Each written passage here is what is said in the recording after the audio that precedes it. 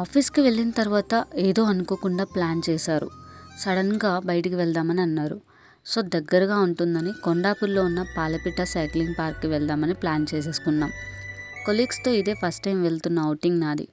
Weather అయితే చాలా బాగుంది. అక్కడ మొత్తం ట్రీసే ఉన్నాయి. మ్యాక్స్ 8 years తర్వాత సైక్లింగ్ చేస్తున్నా. ఎక్కడ పడిపోతాను అని భయం వేసింది. బట్ 2 steps తీసుకోగానే అలవాటైపోయింది.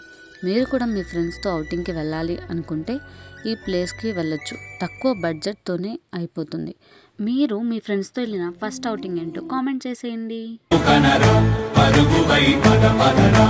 గుండె దాటుకుని పండుగైన కల పసిడి దారులను తెరిచినదా,